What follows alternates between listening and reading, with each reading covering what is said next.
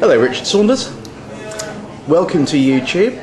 Can you tell me what a sceptic is and what is skepticism?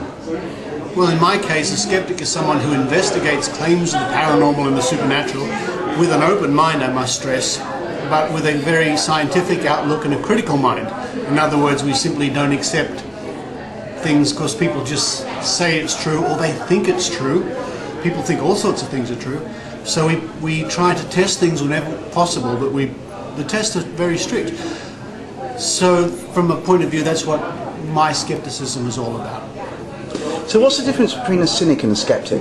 A cynic would say there are no such things as ghosts, go away you silly person, where a skeptic would say the evidence so far indicates heavily that there's no such things as ghosts, but if the evidence came tomorrow, then I would change my mind. It sort of runs along those lines. But aren't beliefs harmless? Yes and no. Some beliefs, yeah, sure, why not? People believe all sorts of crazy things and it's generally harmless. But you can believe that a magic potion will protect your child from diseases, for example, and not get them properly vaccinated, then your belief becomes harmful. What about psychics and mediums? People say it's just a bit of fun, a bit of a laugh. Is that really the case? Both. It is a bit of fun and a bit of a laugh. I can't come down too heavily on this aspect of it. But again, people can lose a lot of money by going again and again and again to psychics and mediums. And I think at the end of the day, it's like a consumer affairs thing. If you're paying for a psychic reading and you're not getting one, you're getting something which is like or pretending to be a psychic reading, then you're being ripped off.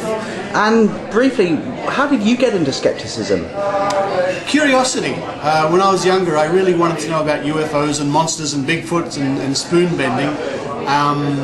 It was a phase I went through and I never came out of. And I did lots of research and study, and I discovered that when these things were tested, they failed. And I thought, how can that be? Because I believed in them.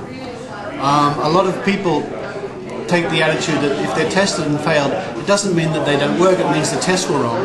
Well, I've now conducted many tests myself, and I can assure you the tests aren't wrong, it's just the claims keep failing. You were a founding member of Australian Skeptics, if I'm right. Oh, a founding member of Skeptics in the Pub. Skeptics, yeah. Which is a brilliant organisation, and that's linked to Australian Skeptics, It is, isn't it? yes.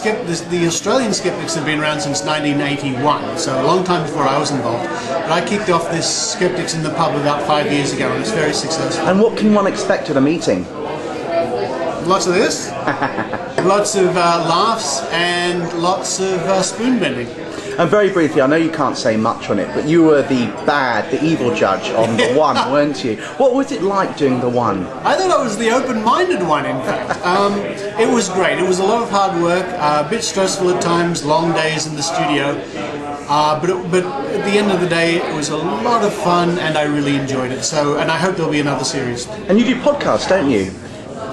Yes, the Skeptic Zone. There we go. So it's www.skepticzone.tv. We're the number, as of today, we're the #1 podcast for science and for religion and spirituality in the country, and we're number 25 of all podcasts in the country. And of course, you've got your Father Christmas hat because it's Christmas. Not that you believe in Father Christmas, do you? Well, no, I'll make an exception for Father Christmas. And one last question. Where can we find out more about skepticism? Any good websites? I would recommend scepticzone.tv or skeptics.com.au. And actually, there is one final question. What would it take for you to believe?